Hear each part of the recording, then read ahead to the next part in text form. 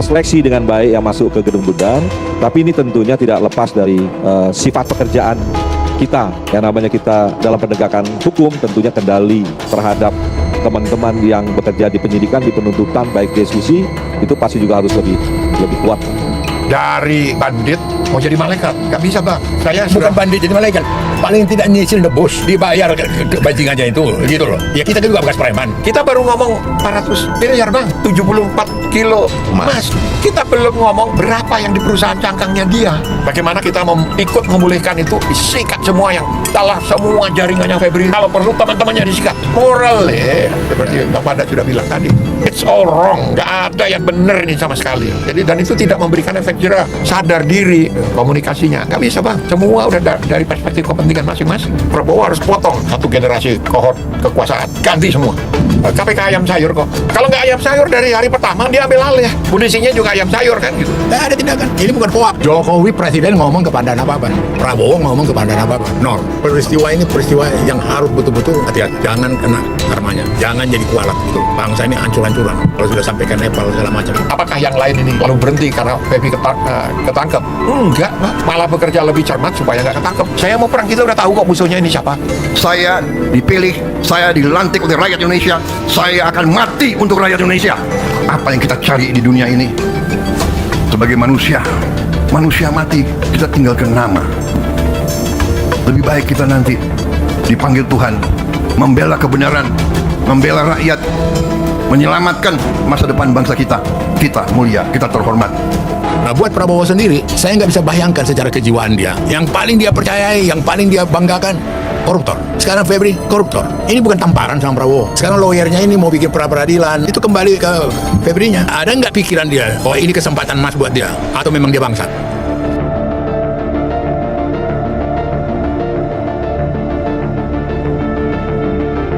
Back to podcast Keadilan TV. Ya. Episode spesial pekan ini. Spesial. Sampai kita Dua senior Dua senior yang waktu awal-awal berjuang mungkin kita nggak lahir, udah lahir. dua tokoh, kalau saya ibaratkan ini mengingat kita itu zaman reformasi. Salah satu narasumber kita adalah tokoh sentral reformasi, yang satu lagi terdepan di gedung parlemen menyuarakan Mei 98 kali itu. Bersama Prof Kiki. Selamat datang Prof. Ya, terima kasih sekali. Sekarang juga terlibat sebagai guru besar ya Prof ya, di Universitas Bayangkara ya. Guru besar kepala Universitas Bayangkara. Jangan dikurang-kurangin. Satu lagi Bang Panda Nababan, polisi senior dan wartawan investigatif senior. Wah, suatu kehormatan. Kita harus juga ngimbangin nih Bang.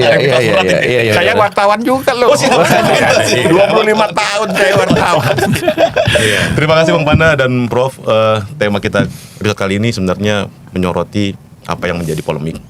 Bisa dibilang kayak banyak yang publik yang menilai soal kasus ex-Jampitus Febri Ardiansyah ini ibaratnya versi 2-nya cicak vs buaya. Ada juga bilang menyebut Trunojoyo versi Blok M. Tapi izinkan kami untuk mencoba menggali temuan-temuan A1 konkret yang mungkin bisa dibagikan menyikapi pandangan Prof Kiki dan Bang Panda. Izin saya ke Prof Kiki dulu Bang Panda. Pertanyaan sederhana Prof sebagai salah satu penasihat Kapolri juga Prof ya. Saat kasus ini mencuat mulai dari 8 Juli itu, kalau boleh dibagikan, apa yang terbesit respon atau pertanyaan pertama yang Prof tanyakan ke polisian atau mungkin ke Pak Listio pertama kali untuk menghormati kasus ini? Jadi gini, don't get me wrong. Saya dan yang lain-lain itu memang penasihat ahli Kapolri. Ya. Tapi karena kita tahu Kapolri itu sibuk sekali, kami nggak pernah ganggu. Jadi sebetulnya kami nggak pernah ketemu. Jarang sekali ketemu. Oh, ini clear Prof ya? Ini ya, komunikasi ini nggak ada dan sejak awal memang kita tidak melakukan komunikasi telepon karena pasti disadap. Gitu. Jadi kami hati-hati, kami jaga betul Kapolri sebagai institusi. Yang kita benahi adalah sistem. Baik. Kita benahi ada ini. Jadi kalau ditanya kami nggak tahu. Dan kalau saya tanya berkali-kali ya apa kayak gitu. Jawabnya selalu sama, terserah Prof. Jadi enak sebetulnya jadi penasihat Kapolri, kita boleh suka-suka gitu loh. Lihat Endardi, ngomongnya juga jeplak aja ngomong, termasuk ngeritik polisi gitu. Nggak apa-apa, saya juga kritis loh, kalau ke dalam saya keras sekali. Pasti harus itu Prof. Iya, nah nyamannya seperti itu gitu loh. Jadi ketika kasus itu terjadi, ya saya Malah saya bilang, saya minta izin, boleh nggak saya keluar dari penasihat Kapolri? Kenapa, Prof? Saya mau perang. Tapi kalau di sini tidak enak. Setiap saya ngomong, asosiasinya dengan kepolisian, minimal dengan Kapolri. Saya mau perang, kita udah tahu kok musuhnya ini siapa gitu. Biar saya jeplak di luar. Berarti respon pertama kasus ini justru Prof meminta untuk keluar menjadi Iya, penasihat supaya ahli. saya mau perang gitu. Terus Kapolri bilang, jangan Prof, saya masih butuh gitu. Lah butuh nggak pernah dipanggil ya, sampai saya ngeledekin. Kan ada beberapa, salah satu-satunya perempuan tadinya, sekarang 2, Rustika Herlambang dan Pungki. Baik. Saya sampai ngeledekin, saya penasihat, tapi nggak pernah diajak ngomong, nggak pernah dipanggil. Tahu nggak kenapa? Karena saya tidak cantik. Ketawa, beliau kan ketawa. Perang seperti apa, Prof? Mau perang? Ya, ini kura-kura dalam perahu ini. Ya. Satu, pertanyaan saya, ngapain jam 4 pagi ada tentara di Polda? Urusannya apa? Nggak ada urusannya. Tentara itu untuk defense, untuk pertahanan. Ini urusan sipil gitu loh. Oke. Nah, batas-batas yang dilampaui. Nah, kalau saya ngomong keras, nanti asosiasinya, oh ini disuruh polisi kayak gitu. Padahal faktanya kami sendiri tidak pernah berhubungan dengan Kapolri. Kalau Kapolri membiarkan selama dalam koridor. Ini kebebasan berbicara, silakan aja ngomong. Baik. Itu tidak diketahui publik. Kenapa? Saya mendidik polisi dan senang bahwa sekarang ini institusi polisi itu institusi yang paling banyak memiliki doktor, Baik. sekitar 200. Baik. Dokter beneran itu tidak termasuk Balil. Nah, dokter beneran dari UI, dari mana-mana, dari luar negeri gitu. Tidak termasuk Balil. Tidak termasuk Balil. Kalau termasuk Balil 201 lah gitu. Kita keluarkan itu. Baik, Prof. Baik. Apa yang terjadi? Apa yang melalui pendidikan ada perbaikan sistemik secara bertahap. Kok belum kelihatan? Ya belum kelihatan lah. Polisi itu 477.000 anggotanya. Saya hanya punya 200 dokter dengan sekian, mungkin sekitar 500-an yang S2 kayak gitu. Nah, tapi arahnya ke sana. Karena apa? Kawan-kawan ini tahu kok koridornya. Kami ini penjaga peradaban. Kami ini merawat peradaban ke depan. Sehingga tidak ada konsep di polisi kita tangkap, kalau perlu dibunuh. Sejahat apapun orang itu. Karena peradaban itu dijaga. Baik. Nah, tapi pemahaman seperti ini kan baru 200 dokter ini. Yang di bawah-bawah belum. Gitu. Nah, ini sistematik kita lakukan, pendidikan segala macam, mulai dari rekrutmen, jangan ada polisi brengsek, segala macam kayak gitu. Nah, pada kasus kemarin itu tidak ada arahan, tidak ada petunjuk apapun, perintah, apalagi perintah harus begini, harus begitu. Semua orang dibiarkan bekerja dan melakukan sesuatu sesuai persepsinya tentang demokrasi. Gitu. Dan ini kami nyaman, makanya jeplak. Kalau ada perintah kan saya nggak akan datang ke sini. Pasti nggak boleh gitu. Nggak ada. Paling nanti komentarnya yang lain. Kalau Kapolri mah nggak pernah berkomentar. Kenapa? Ya Kapolri urusannya banyak. Oleh karena itu kalau telepon Kapolri pasti nggak diangkat. Kalau chatting, ngechat tuh Bang, itu jawabnya bisa sebulan kemudian. Nah, kalau mau cepat, itu di atas jam 12 malam. Kenapa? Beliau orang malam. Jadi kalau di chat itu responnya cepat gitu. Tapi kalau siang, kadang-kadang 2 minggu ada masalah penting, siang harus ngomong kayak gitu, nggak direspon. Saya menangkap kalau Prof mau menyatakan ini sebuah peperangan hingga akhirnya mau keluar dari penasihat ahli Kapolri, berarti Prof melihat ada kesalahan yang sangat tinggi dong di tubuh kepolisian. Bukan. Seperti apa, Prof? Karena saya terkungkung oleh sistem itu, oleh kepolisian. Saya nggak bisa lah ngomong seenaknya terus yang kena polisi gitu. Kalau polisi yang ngomongnya kayak begini, jadi itu mewakili polisi gitu loh. Tetap menjaga integritas. Kalau di luar saya petarung, saya ikut Bang Bada aja dulu. Saya petarung, saya nggak ada takut-takutnya dan tidak ada beban institusi di belakang. Gitu. Kalau ngomong kasar ya, kalau mau tangkap saya. Gitu. Kalau mau tembak saya. Gitu kan. Nah, itu maksud saya. Baik. Lalu peperangannya Antara siapa dengan siapa? Ya. Antara kebaikan, antara sistem pemerintahan yang viable, yang bagus, yang rapi, yang bermoral. Ya. Yang bermoral. Baik. Melawan yang tidak bermoral ini, ya, Ya. termasuk kawan-kawan yang punya kekuasaan, yang punya legitimasi formal kekuasaan, dan yang punya senjata. Itu maksud saya peperangan. Oke Prof. Kita ke Bang Panda. Ya. Tadi menarik Bang Panda. Prof Kiki mengatakan bahwa setelah ada berita tentang ex Jampitsus Febri Ardiansyah keluar, kira-kira yang terpikir dalam benak Prof Kiki itu kayaknya saya harus keluar dari tubuh kepolisian. Karena musuhnya jelas ini gitu.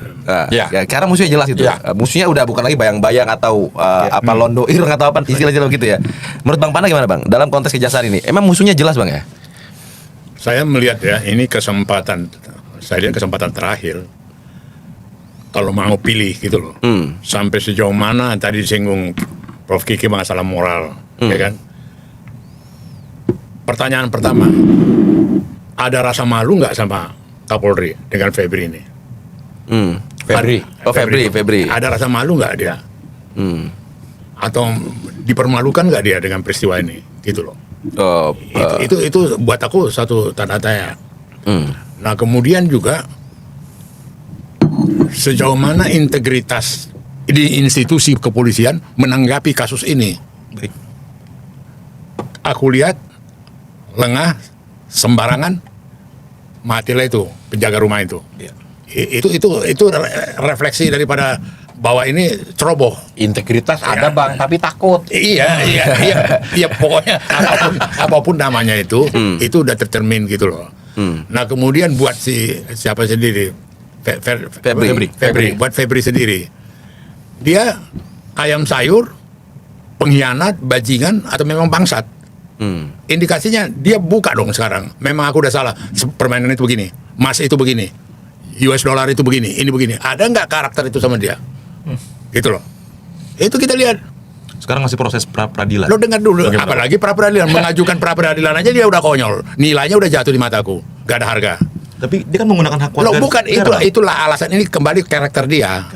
Ini soal karakter dia, moralitas dia. Gitu loh. Dia bintang 3, ya kan.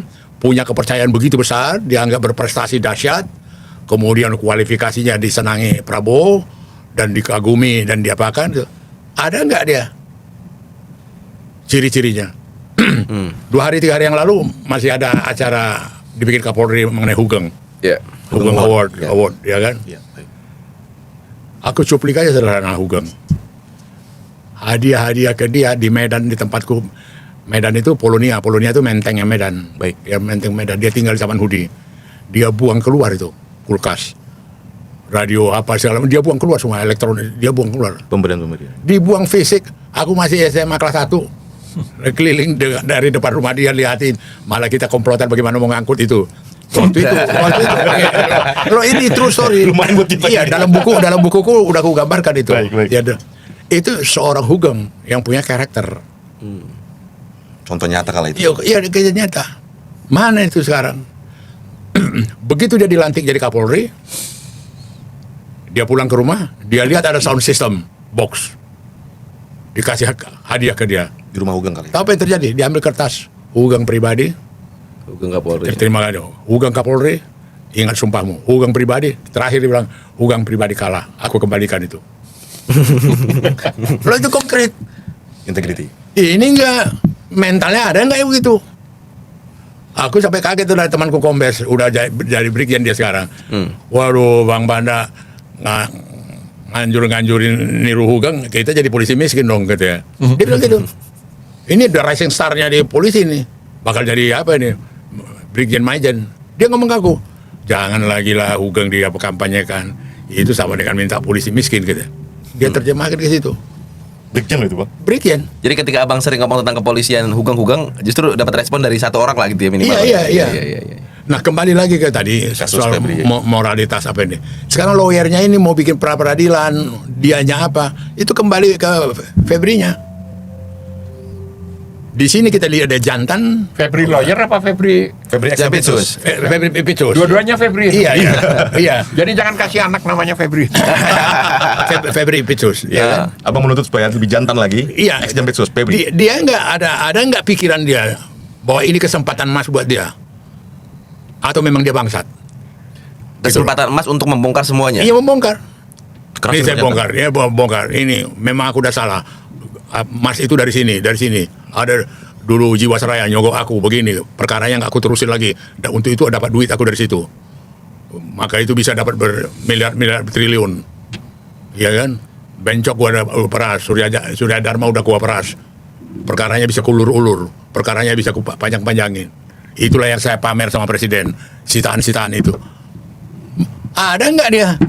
Kalau nggak tontonan memuakkan ini gitu loh. Tapi Bang, izin tanpa mendahului proses hukum dan penyidikan. Nanti kan itu mungkin harapan kita semua akan dibuka oleh ex Jampitsus nanti di proses berikutnya. Mulai sekarang dong, ngapain lagi nunggu-nunggu.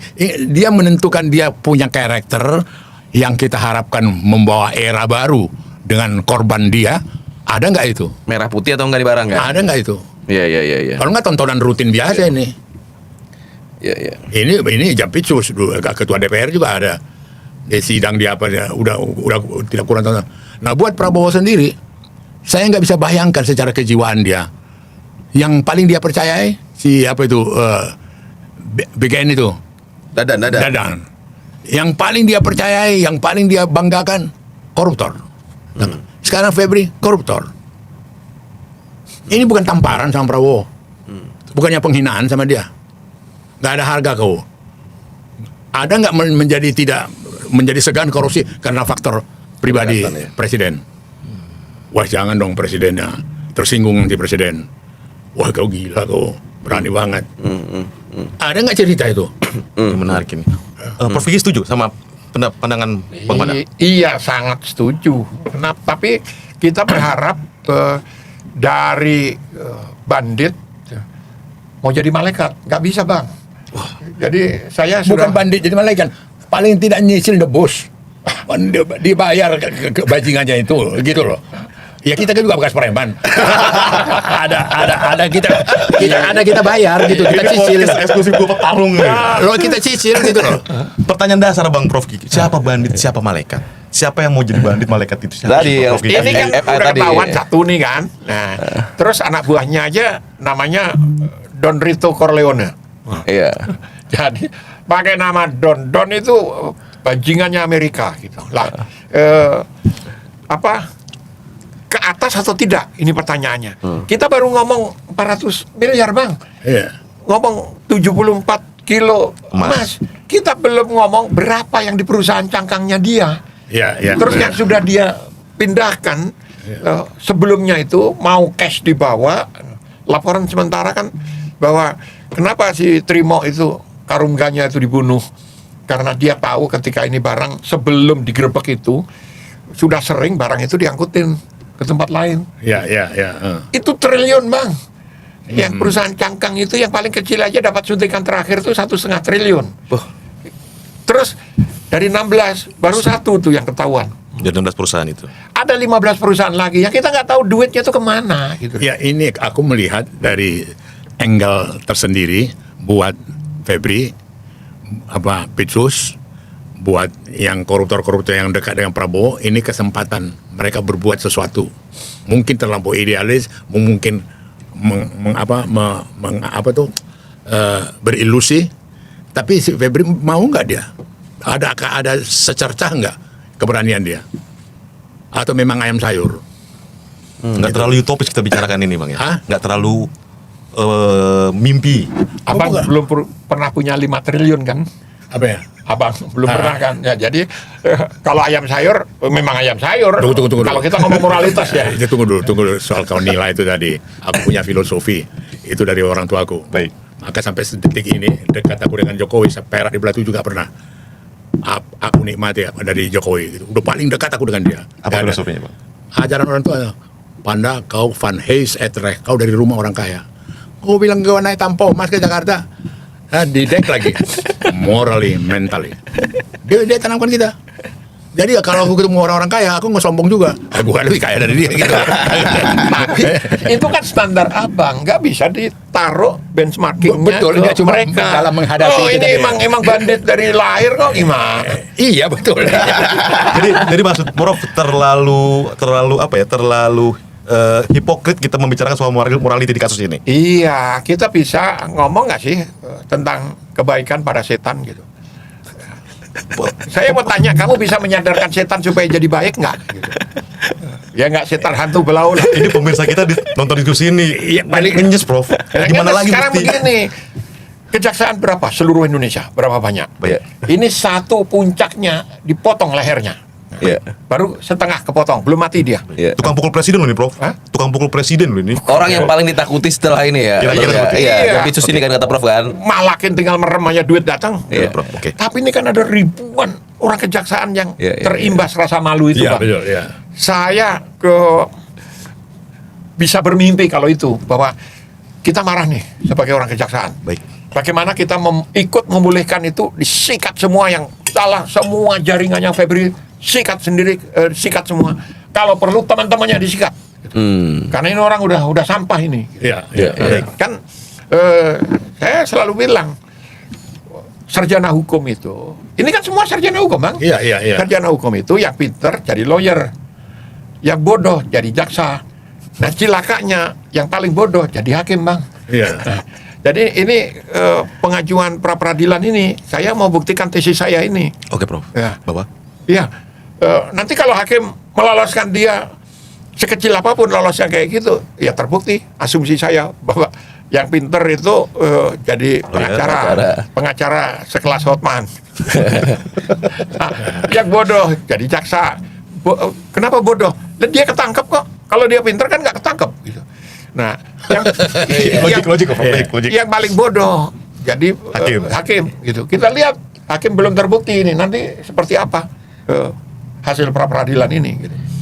Moral seperti Bang Pada sudah bilang tadi itu, it's all wrong, nggak ada yang benar ini sama sekali. Jadi dan itu tidak memberikan efek jera.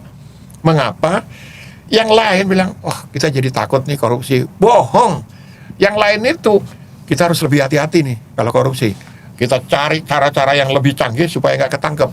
Miris sekali, Prof, kalau jadi seperti itu cara pandangnya ya. Emang berubah semua jaksa. Lihat aja di mana-mana masih pangkatnya kayak gitu. Malak masih kok. Iya. Sampai ada jokes kan, kita ini lebih enak ditangkap polisi. Kenapa? Kalau polisi bisa dinego, Bang. Kalau jaksa nggak bisa, Bang, dipatok. Kamu bayar sekian gitu. Udah. Terus mimpi abang itu ilusi apa? Nah, saya challenge ini. Saya kebetulan nggak punya teman jaksa, jadi saya lihat ya memang seperti itu. Gitu. Tapi ini Bang, apa namanya? Apa semudah itu kayak seorang jaksa Jampitsus meraup uang gitu. Saya ingat Bang Pana pernah ngomong soal jaksa waktu itu. Kau tahu apa namanya singkatan jaksa itu apa? Singkatannya injak dan paksa gitu. Apa waktu itu bilang begitu gitu dengan segala dinamika di kejaksaan Yang waktu itu. ngomong ke saya Jaksa Agung ya Ismail Saleh. Oh. Anda udah tahu nggak singkatan dari jaksa? Injak dan paksa gitu. Agak sableng juga dia. Tapi ini terbukti, Bang, sekarang. Udah balik lagi, ini bukan juga berilusi atau bermimpi di siang bolong segala macam. Apa sikapnya Prabowo setelah dia tahu ini? Apa tindakan dia setelah dia tahu ini? Gitu loh. Itu satu. Yang kedua, mereka ini yang namanya si BKN itu siapa? Dadan. Sama Febri. Itu kan orang yang dikatakan Sohenam, orang yang dekat sekali dengan Prabowo. Iya. Ya kan? Faktor dekat dengan Prabowo itu ngerem dia nggak? Malah dorong. Pemahaman kita dekat dengan presiden nih, janganlah nanti presiden tersinggung. Apa nggak malu nanti presiden kalau ketahuan ini? Ini sudah nggak ada lagi dialog-dialog yang begini, nggak ada lagi komunikasi yang begini. Baik. Ngeri kalau itu ngeri, Iya. nggak ada artinya lagi, gitu loh. Dan ada izin Bang Panda, Prof, juga ada pertanyaan di publik ya. Muncul persepsi publik mengenai ketimpangan pimpinan eksekutif yang selektif dalam memilih panggung komunikasi. Kita ngomong soal presiden ya, Bang. Dari satu sisi Pak Presiden tuh langsung hadir ketika ada seremoni pemulihan aset, pemulihan keuangan kepada Kemenkyu. Tapi di sisi lain beliau menyerahkan komunikasi publik kepada bawahannya. Soal ketika ada berhadapan dengan krisis institusi atau kasus hukum yang sensitif. Ini terjadi tidak ada equal nih di Pak Presiden ini. Prof Kiki ngeliatnya seperti apa? Nah, begini ya, kita lihat kabinet, bukan hanya kabinet yang diperluas. dari presiden ini kan merangkul semua orang. Dan saya meneruskan asumsinya Bang Panda bahwa orang itu bekerja dia akan jadi presiden langsung selamatan. Bukannya prihatin bahwa ini beban gitu. Saya bicara dengan satu menteri yang dulu dikenal aktivis gitu. Apa dia bilang? Kabinet itu nggak ada yang kerja, Mas. Lah, termasuk kamu dong? Enggak. Kalau saya, karena meja saya itu tempat persimpangan surat-surat dan keputusan harus saya ambil. Karena ini persimpangan. Tapi yang lain itu nggak ada yang kerja, Mas. Terus saya tanya, lalu kerjanya apa? Ya menikmatin lah, gitu. Bagaimana seorang presiden mengharapkan bisa dibantu secara profesional dalam pekerjaan, kalau untuk urusan HAM aja menterinya salah ngomong terus, pigai. Kita butuh 2 triliun untuk sosialisasi. 2 triliun untuk sosialisasi itu mau ditelen apa-apa gitu loh. Dan ini merata, bukan hanya pigai, semua sikapnya sama. Terus sekarang diperluas nih, ada Danantara, ada BI, ada macam-macam yang lain di luar itu, ada lagi URI, Universitas Republik Indonesia. Itu berapa triliun digelontorkan. Nah, jadi jangan berharap bisa baik karena lingkungannya itu lingkungannya itu busuk semua, Nggak mendukung. tidak mendukung, menjilat semua gitu loh. Jadi kalau masukannya salah, garbage in, garbage out. Jadi omongannya Prabowo itu bukan salahnya dia, ya salah yang memberi masukan, ya gitu. Salah yang memberi masukan. Terus abang berharap yang memberi masukan itu sadar diri komunikasinya. Nggak bisa, Bang. Semua udah dari perspektif kepentingan masing-masing gitu. Jadi kalau mau, Prabowo harus potong satu generasi kohort kekuasaan. Seret. Ganti semua. Orang baru dengan sumpah seperti di Cina, berikan saya 1 peti. 100 peti, 10 peti. Bikin 11. Yang 10 ini untuk koruptor, bikin 1 yang kosong kalau saya korupsi. Tempatkan saya di situ. Bersih, Bang. Bersih. Terus kalau ada yang ketangkep beneran, terakhir kan Menteri Pertahanannya ditembak di depan umum Di Cina. di Cina. Kita memang bukan Cina karena kita selalu menyalahkan Cina gitu. Tapi dalam hal ini ya kita harus belajar dari Cina. Bagaimana saya bilang, kalau saya misalnya jadi presiden nih, ada teman yang saya tarik. Terus kalau kamu korupsi, menggerogoti kekuasaan saya, kamu itu bukan teman. Jadi pantas saja ditembak gitu. Nah, sikap itu yang harus ada. Iya. Dan itu harus dimulai dari presiden sendiri gitu. Dan itu sudah layak diterapkan di kondisi sekarang di kita ini, Sangat Bang. layak, sangat layak. Ini extraordinary situation gitu ya. Ini timingnya. Ini timingnya. Dalam diskusi sebelumnya juga Bang Panda juga pernah secara tegas meminta atau menyarankan udah kondisi sekarang ini koruptor-koruptor itu diseret di depan Istana Negara, dipertontonkan biar ada benar-benar rasa malu udah gitu. Ini sejalan dengan konsep Bang Prof Kiki saya lihat gitu. Karena memang Iya. kondisi sekarang ini udah extraordinary. Saya secara pribadi saya menolak hukuman mati karena itu hanya hak Tuhan yang tidak boleh kita ambil. Mencabut nyawa itu haknya Tuhan gitu. Jangan kita ambil. Tetapi tidak ada cara lain untuk menghentikan ini. Apakah yang lain ini lalu berhenti karena Pepi ketangkep? Enggak, Bang. Malah bekerja lebih cermat supaya nggak ketangkep mereka gitu. Saya membayangkan yang lebih soft ya, penanganan yang lebih soft itu. Ketangkep itu bawa ke pulau terpencil gitu ya. Mau Nusa Kambangan kegedean. Tahu, carilah yang pulau terpencil. Baik. Di sidang terbuka di situ live streaming, seluruh orang Indonesia nonton. Gitu. Nah, itu akan memberikan efek jerah pasti. Karena dipertontonkan itu lebih menyakitkan daripada dihukum 10 tahun. Jadi permalukan mereka. Hartanya disita. Lalu dipertunjukkan nih loh hartanya. Ini nginjek ke perusahaan A. Ini ngerampok perusahaan B. Ini buktinya. Ke ruang publik, biarkan publik menilai. Kalau mau ekstrim ya kayak Nepal atau kayak Yunani. Bawa ke alun-alun di sidang publik udah. Habis itu dicacah mati. Nggak ada yang dosa karena yang bunuh banyak orang gitu loh. Progres tim 9 ini bagaimana Prof melihatnya, Prof? Progres tim 9 yang dibentuk ini bagaimana Prof melihatnya? Kinerjanya? Ada Bebek mau makan temennya Bebek nggak? Nggak ada. Nggak ada.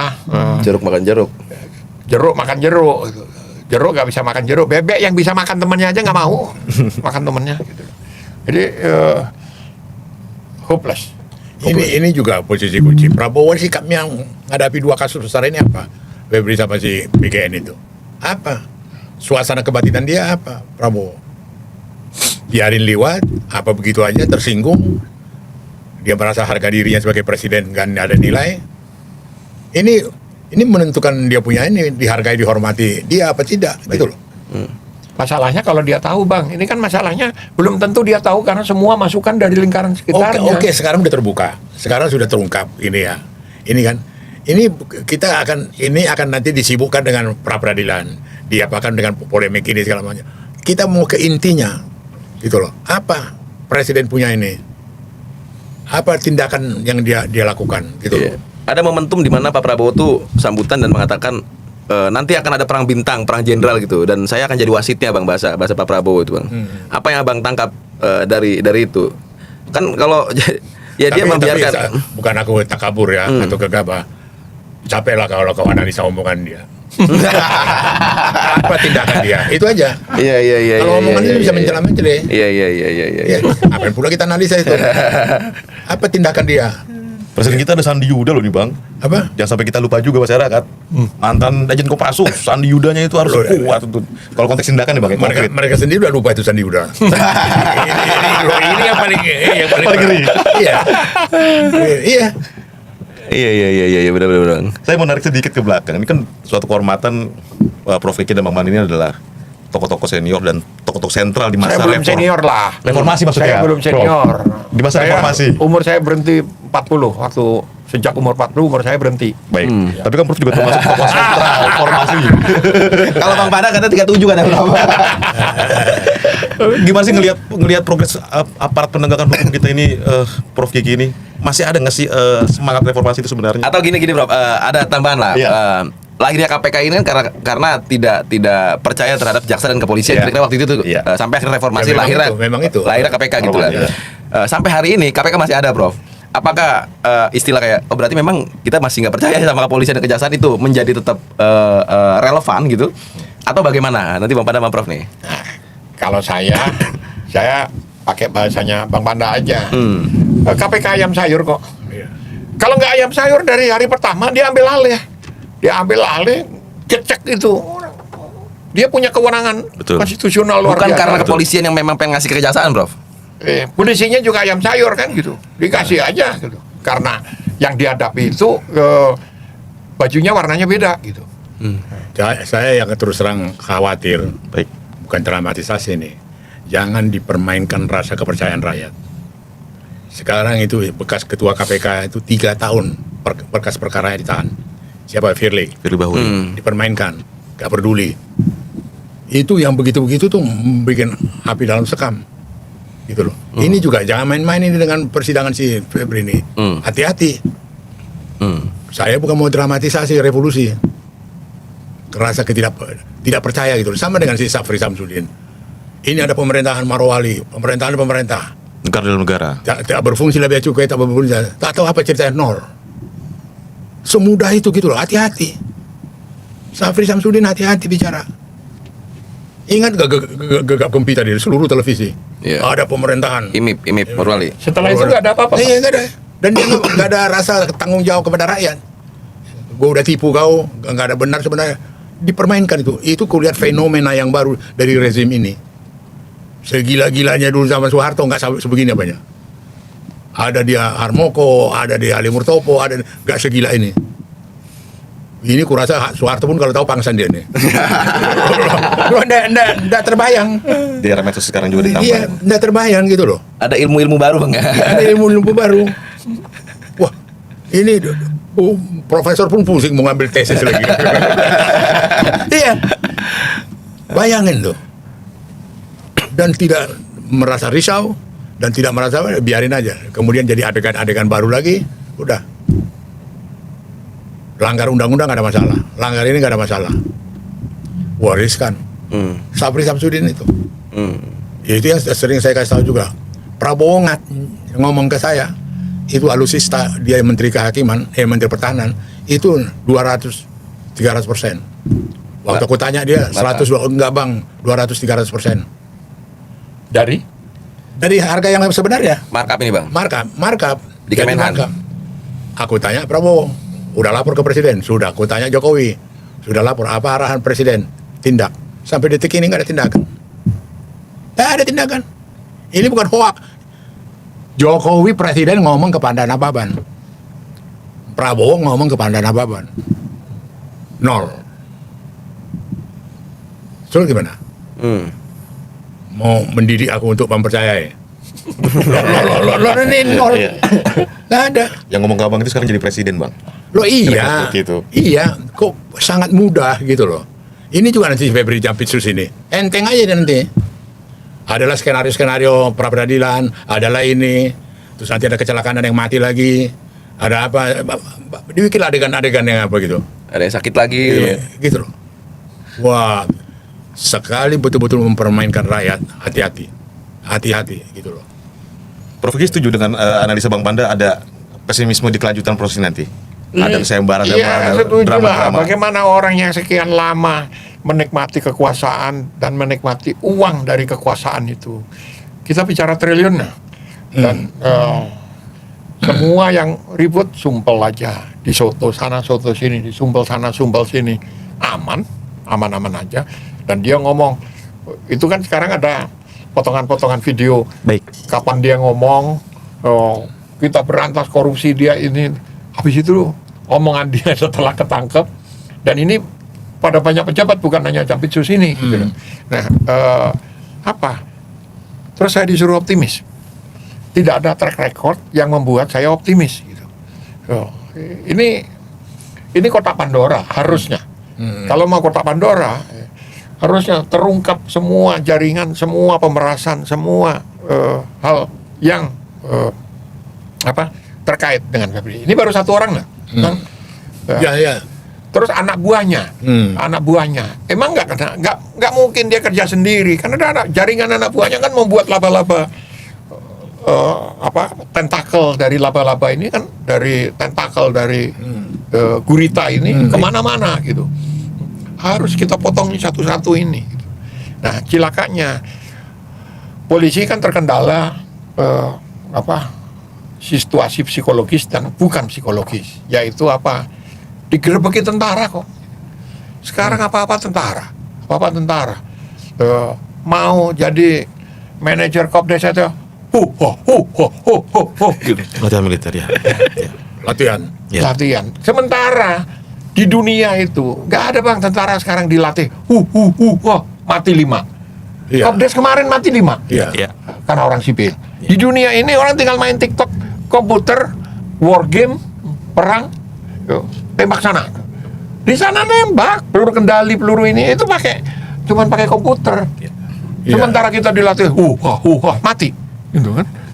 Nah, Salah kelola bang. iya. Nah itu temannya abang itu, kan tanggung jawabnya Safri itu. Iya. Tapi tadi menarik tadi misalkan psikologis dan non psikologis gitu. Dia digerebek pengen melakukan penyidikan juga, dijaga rumahnya sama tentara gitu ya. Iya. Dan lain sebagainya gitu. Tanyalah semua polisi itu, apalagi polisi yang gerebek pangkatnya cuma letkol kayak gitu kan. Terus yang nongkrong di sana brigjen, ya takutlah pulang, apalagi brigjen yang dari unit sus itu, unit special forces itu. Apa yang Prof baca dari penjagaan itu, Prof? Apa yang Prof baca dari penjagaan itu, Prof? Kecolongan. Kalau mereka taruh dari awal, dijaga dari awal kan. Ini terdadak, dan saya hormati ini Kortas Tipikor. Kortas Tipikor itu didesain bang dari awal itu. Ini skenario konsep lama tentang Kortas itu ketika Wiyagus, sekarang bintang 3, itu merintis di Bareskrim. Dirtipidum. Nah, Dirtipidum dulu baru. ya, bukan di Tipikor. Di Tipikor, baik. Tipikor. Nah, itu frustrasi karena apa? Konsep ini nggak bisa lolos dari institusinya sendiri gitu. Akhirnya setelah lama disetujui saya ingat saya terlibat langsung. Ya, dan kita nego kemana-mana itu nggak bisa disetujui. Kenapa dibentuk Kortas Tipikor? Karena waktu itu apa yang dilakukan oleh Direktorat Tipikor di Bareskrim itu, produk yang mereka hasilkan itu lebih tinggi dari KPK, Bang. Jumlah penangkapan, jumlah pengembalian uang ke negara itu lebih bagus dari KPK, catatan KPK. Nah, dan mereka sering ngeluh kok yang moncer itu hanya KPK, kami ini tidak. Gitu. Padahal kita bekerja lebih baik, lebih ini. Gitu. Saya bilang karena kalian itu lemah di publikasi, lemah di image kayak gitu. Ya kan kami dilatih untuk begini, tidak dilatih untuk image building. Baik, Nah, Prof. Itu Pi Agusti orang pertama yang menata sistem penyidikan di KPK. Dia lama di KPK Iya. tugasnya. Tapi itu kagum lah Kortas Tipikor ini dengan prestasi. Sekarang Gitu. saya angkat topi, Bang, beneran. Iya betul. Kagum. Dan ini menjadi legasi di akhir-akhir masa pemerintahan Pak Jokowi, karena 5 hari menjelang lengsernya Pak Jokowi ditekat approval pendirian Kortas Tipikor ini ya, Prof. Saya nggak ingat gitu. Tapi yang saya ingat di dalam institusi sendiri, kemudian diputuskan ya oke, boleh. Iya. Kayak gitu. Dan Abang bener, di luar masalah rumor, masalah apa segala macam, dia sudah membuktikan efektif kok. Iya. Pertanyaan saya, kenapa Prabowo nggak mau pakai terus? Kortas ini ya, Prof ya. Iya. Ya, bisa bersisian dengan KPK. Loh, KPK sekarang ayam sayur kok. Mana KPK ambil proaktif? Oh, ini dibatasi oleh kewenangan. Bullshit itu. Kenapa menurut Prof Pak Prabowo nggak mau menggunakan secara maksimal Kortas Bukan nggak Tipikor? mau. Belum kelihatan tanda-tandanya, atau sudah kelihatan kita nggak tahu. Baik. Kita nggak tahu karena tidak ada satupun suara dari istana mengenai problem ini. Seperti Pak Panda tadi sebutkan, tidak ada suara maunya istana itu seperti apa. Gitu. Jadi dari pengalaman sejarah presiden ke presiden itu yang menentukan juga orang sekitar dia. Kalau Ya. zaman Soeharto dulu aspri-asprinya gitu loh. Ali Murtopo, Benny Murdani segala macam gitu loh. Nah ini siapa? Di sekitar dia ini siapa? Ada itu, Iya. Bunda, ada Bunda. Buntet. Iya. itu menentukan gitu. Baik. Dan ini terus terang peristiwa yang harus betul-betul hati-hati. Jangan kena karmanya. Jangan jadi kualat gitu loh. Bangsa ini ancur-ancuran. Kalau sudah sampai ke Nepal segala macam. Hati-hati. Orang tua itu nggak salah mengatakan sekali, lancang keujian seumur hidup orang nggak percaya. Mau percaya Sapri? Nanti dulu. Mau percaya Prabowo? Nanti dulu. Nggak gampang gitu loh. Mengembalikan kepercayaan itu nggak mudah. Ini sekarang peluang emas. Apa kecelakaan biasa nih ketua BKN ini, kecelakaan Jampitsus ini. Ini mahal peristiwa ini. Kalau nggak dimanfaatkan Prabowo ini untuk recovery sama konsolidasi sama apa dia, lihat aja. Game. Dia nyesal dia seumur hidup. Tapi Bang, ada yang menarik tadi saya cuplik dari statementnya Prof Kiki ini kayak ibaratnya kotak Pandora ya Prof tadi bilang ya. Harusnya bisa. Harusnya bisa di kotak Pandora. Artinya banyak terlibat. Tanpa kita mendiskreditkan penegakan hukum, kalau ini menjadi kotak Pandora dan banyak yang terlibat elit-elit dari kasus Jampitsus ini, ada yang beranggapan apa nggak ini bisa mengguncang Indonesia, Bang Panda? Ini aja lah sebelum jauh ke situ. Ada nggak suasana kebatinan atau bisik-bisik di belakang pintu di istana, sekitar istana? Kita jaga presiden, kita hormati presiden.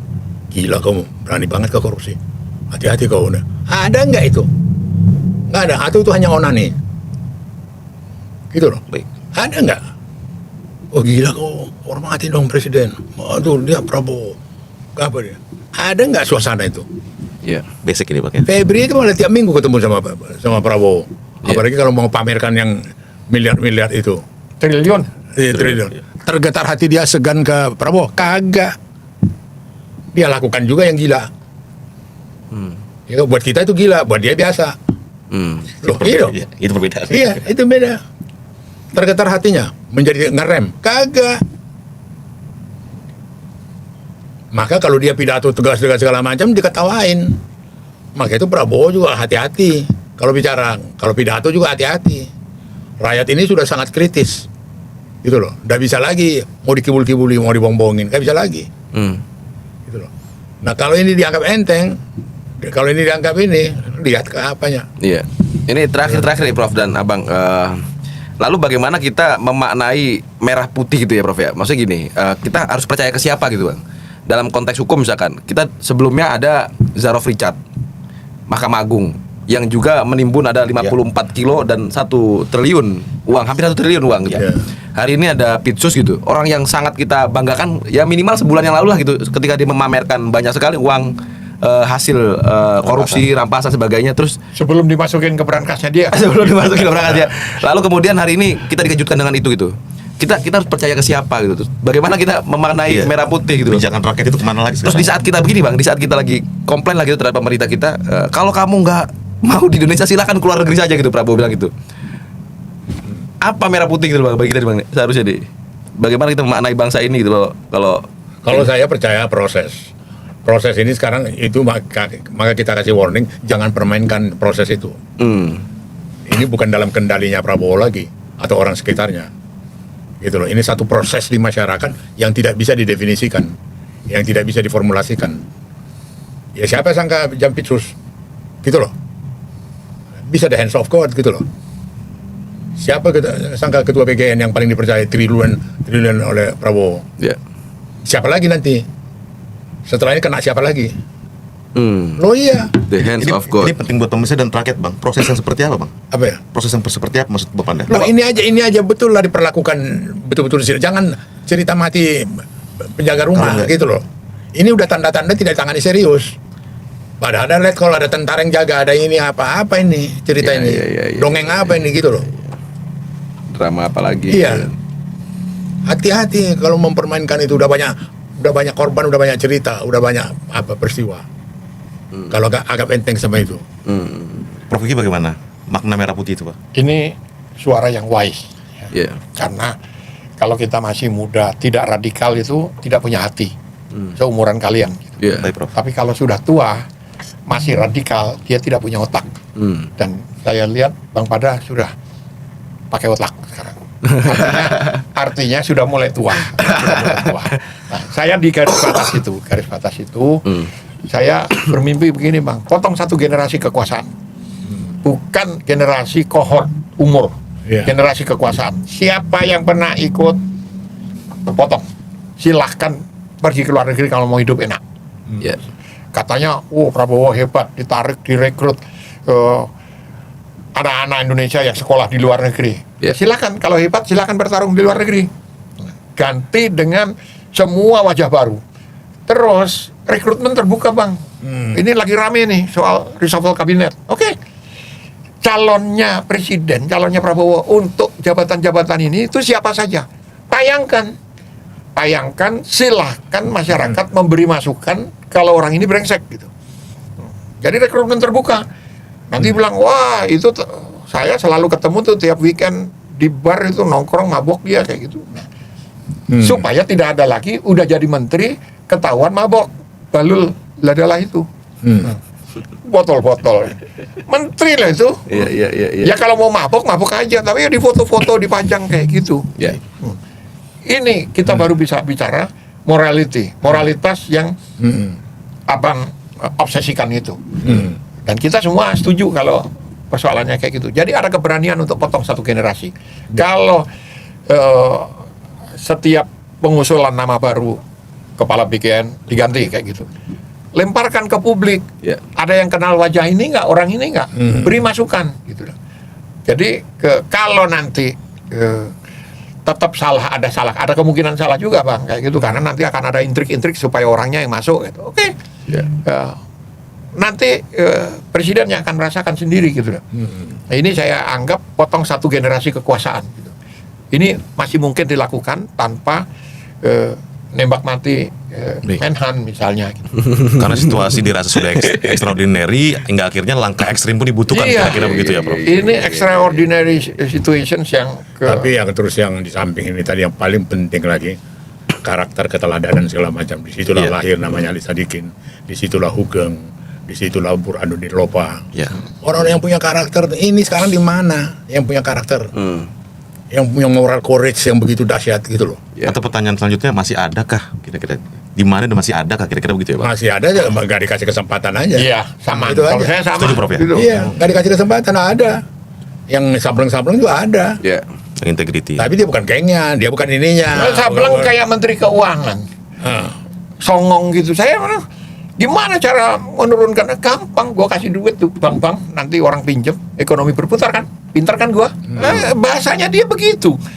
Jadi meremehkan suara publik, buat publik itu dianggap bodoh. Iya. Ketika dolar naik terus sekarang ini, baru dia diem, pusing. Janganlah mengeluarkan statement-statement yang melukai publik seperti Iya. itu gitu. Ya.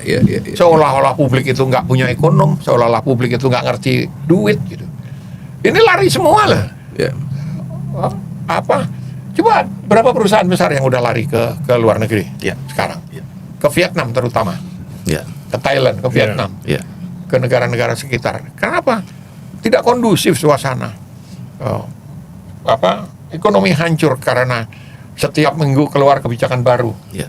Kebijakan. Kita rindu seperti negara Singapura yang baru-baru ini membagikan uang kepada rakyat ya Prof ya. Singapura itu tidak punya apa-apa. Ya. Ketika baru merdeka, itu tempat sampahnya Malaysia. Oleh karena itu, Malaysia dengan senang hati melepaskan Singapura karena keseimbangan etnik tidak terganggu di Malaysia kalau Singapura keluar. Baik. Tapi kalau Singapura di dalam ada masalah etnisitas melalui pemilu, Cina akan berkuasa gitu. Jadi silakan lepas ya. Dan secara ekonomi tidak punya apa-apa. Tidak, apalagi sumber daya alam. Ya. Apa yang dilakukan? Orangnya. Kemudian SDM digenjot, digeber, disekolahin semua anak Malaysia, anak Singapura. Singapura ke luar negeri. Pulang dipakai. Kita enggak. Ya, mohon maaf aja gitu ya. Di dalam negeri yang terjadi adalah pendidikan tinggi kita, Bang, untuk sains dan teknologi itu kelas-kelasnya pasti kecil lah. Anak pintar tuh nggak banyak gitu. Ya. Kelas yang di bawah 25 orang ditutup, Bang. Jadi kelas sains di universitas swasta itu ditutup semua. Ya. Terus yang paling laku sekarang itu fakultas hukum. Semua berbondong-bondong.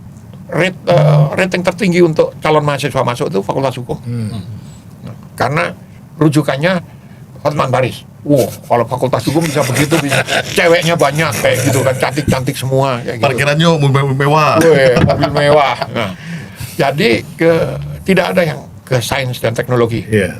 Mereka yang mampu, anaknya orang kelas menengah ke atas, anak-anak yang mampu, pendidikannya mampu, kirim keluar, Bang, karena di sini tidak ada tempat gitu. Akibatnya yang tertinggal ini sampah gitu.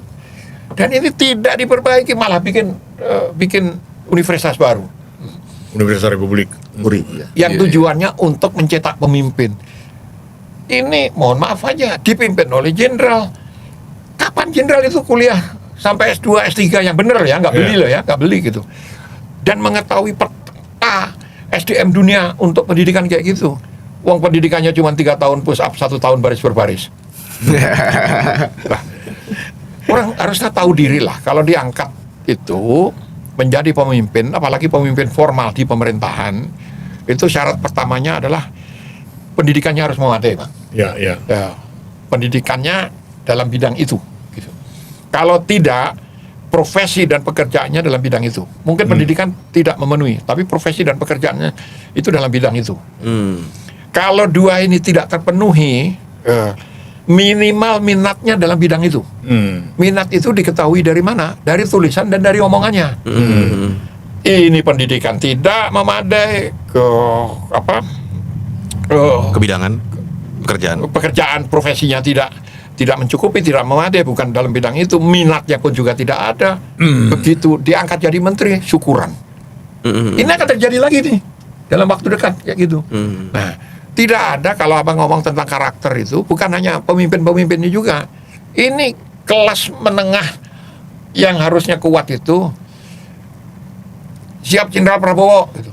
Kurang ya, siap Jenderal Kehormatan Prabowo. Mohon maaf, saya carikan orang yang bisa memenuhi syarat itu. Tapi jangan pilih saya karena saya tidak mampu. Nggak ada, Bang. Nggak ada. Terus ke Pasar Senen. Tahu ngapain? Beli itu lambang menteri terus dipajang. baju begini ini kan nggak perlu pakai lambang menteri pasang-pasang lambang apa Garuda yang ada di sininya atau kayak gitu. Yang dinikmati seperti itu. Jadi bangsa ini runtuh moralitasnya, runtuh integritasnya bukan hanya di kalangan elit tapi sudah turun ke bawah karena elitnya memberi contoh seperti itu. Jadi tapi saya tidak pesimis. Kalau saya pesimis, saya pergi keluar.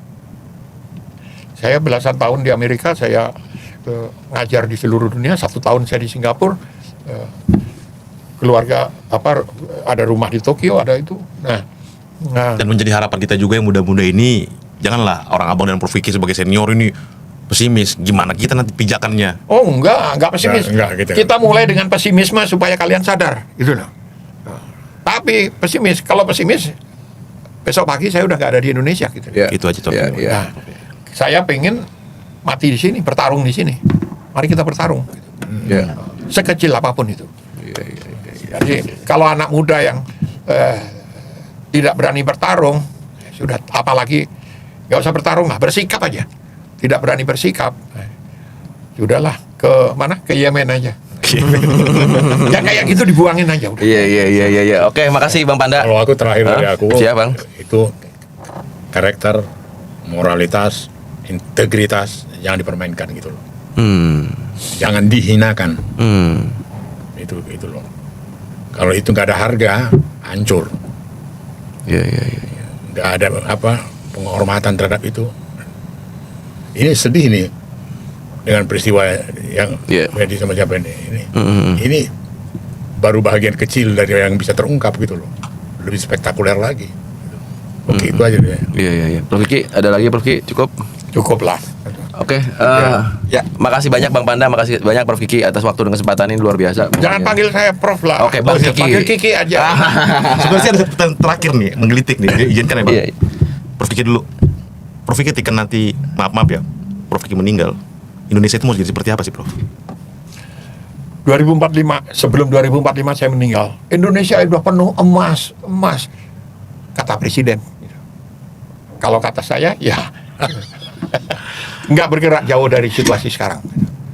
Karena apa?